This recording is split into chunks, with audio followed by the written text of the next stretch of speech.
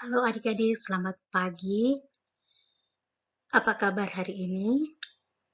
Mudah-mudahan kalian semua dalam keadaan sehat-sehat saja dan semangat untuk belajar di pagi hari ini.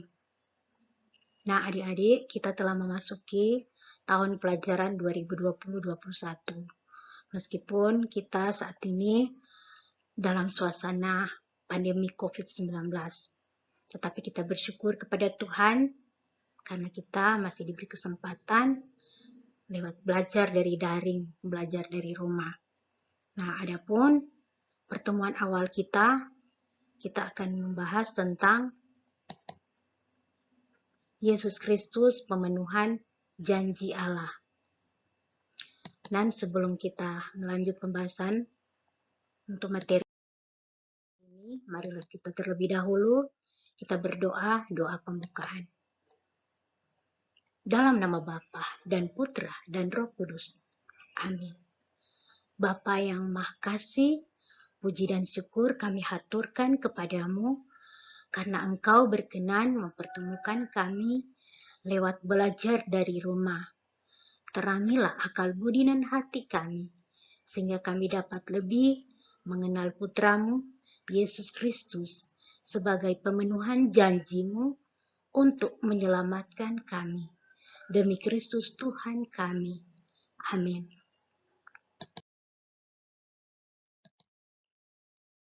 Kita akan belajar tentang pengertian janji dan janji Allah. Janji adalah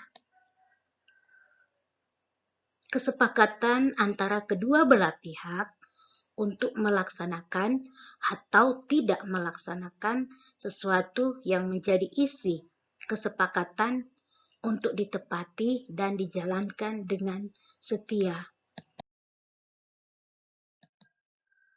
Apa arti janji Allah? Janji Allah berarti kesepakatan antara Allah dan manusia atas keprihatinan Allah ketika manusia jatuh ke dalam dosa, sehingga Allah berkeinginan untuk menyelamatkan manusia. Selanjutnya, pengertian bahwa Yesus Kristus pemenuhan janji Allah artinya bahwa dalam diri Yesus Kristus, Allah demi keselamatan manusia sudah terpenuhi secara sempurna. Selanjutnya, Allah pernah mengungkapkan janjinya kepada manusia oleh karena manusia jatuh ke dalam dosa. Dapat dibaca dalam kitab Kejadian pasal 3 ayat 1 sampai dengan 15. Yang berikut, bahwa manusia makan buah terlarang. Masih kalian ingat tentang kisah Adam dan Hawa ketika mereka makan buah yang telah dilarang oleh Allah. Ini merupakan bentuk manusia melanggar janji Allah. Sejak itu pula Allah telah membuat janji untuk menyelamatkan manusia. Janji Allah akan keselamatan manusia terus disampaikan melalui para nabi, antara lain Nabi Yesaya. Dapat dibaca dalam kitab Yesaya pasal 7 ayat 10 sampai dengan 14. Kemudian, sesungguhnya seorang perempuan muda mengandung dan akan melahirkan seorang anak laki-laki, dan ia akan menamakan ia Immanuel. Ayat 14. Nah adik-adik, dari pihak Allah, Allah telah menggenapi janjinya. Lalu bagaimana manusia? Manusia harus menghayati hidup baru, yakni hidup tanpa dosa. Selanjutnya, ada beberapa alasan seseorang membuat janji. Yang pertama, karena rasa cinta atau belas kasih. Yang kedua, karena rasa tanggung jawab. Yang ketiga, karena ingin memperbaiki situasi yang memprihatinkan. Yang keempat, karena ingin mewujudkan suatu cita-cita. Yang kelima, karena ingin membahagiakan orang lain. dan lain sebagainya. Apa bentuk-bentuk janji?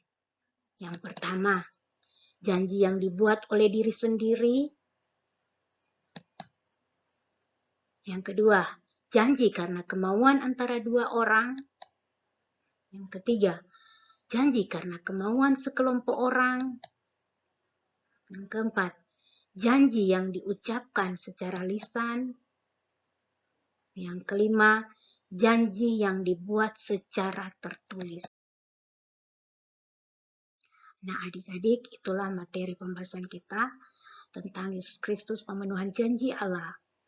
Nah, yang jadi bahan refleksi atau pertanyaan bagi kita dan jawab di rumah, kemudian dikirim lewat WA atau classroom. Pertanyaannya, pernahkah membuat janji dan juga pernah mengingkari janji? Lalu rasanya, pertanyaan nomor 1, tuliskan pengalamanmu. 2, apa bentuk janji yang kamu buat? 3, sebutkan alasan-alasan mengapa kamu membuat janji. Nah, adik-adik, itulah pembahasan kita. Dan kita tutup dengan doa penutup. Marilah kita berdoa. Bapa yang Maha Kasih, kami bersyukur karena kasih-Mu yang tak terhingga, sehingga Engkau tak ingin hidup kami menderita. Melalui Putra-Mu Yesus Kristus, Engkau telah memenuhi janji-Mu untuk membebaskan kami dari dosa. Ya Bapa, ajarlah kami untuk setia dengan janji yang kami ucapkan. Seperti halnya Engkau selalu setia dengan janji-Mu. Dan berkatilah kami sepanjang hari ini. Demi Kristus Tuhan dan Juru Selamat kami. Amin. Dalam nama Bapa dan Putra dan Roh Kudus. Amin.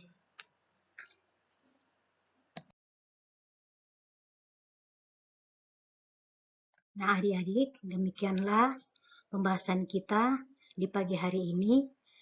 Dan ada pesan yang dianjurkan oleh pemerintah, apalagi dalam menghadapi pandemi COVID-19 ini.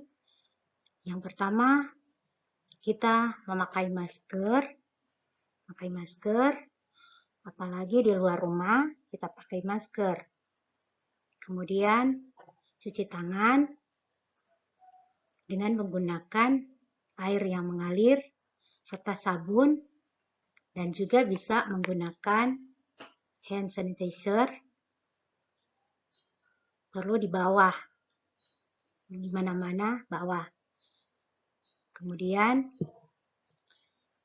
jaga jarak kurang lebih 1 meter dengan orang lain. Kemudian di rumah saja. Oke adik-adik, sekian, terima kasih. Tuhan memberkati. Bye-bye.